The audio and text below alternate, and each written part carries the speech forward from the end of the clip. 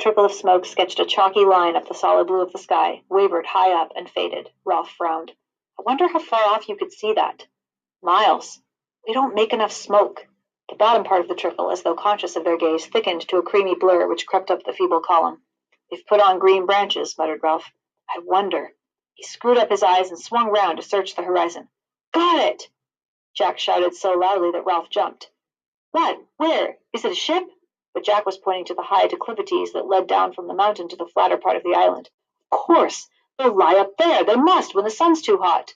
Ralph gazed bewildered at his rapt face. They get up high up and in the shade, resting during the heat, like cows at home.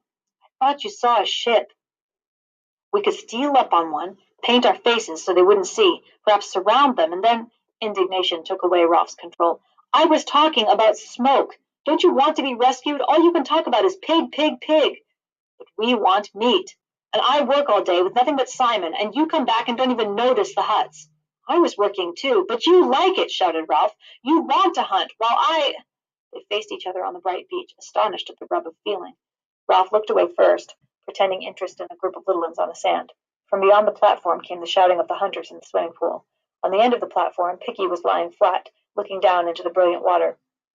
People don't help much. He wanted to explain how people were never quite what you thought they were. Simon, he helps, he pointed at the shelters. All the rest rushed off. He's done as much as I have, only Simon's always about.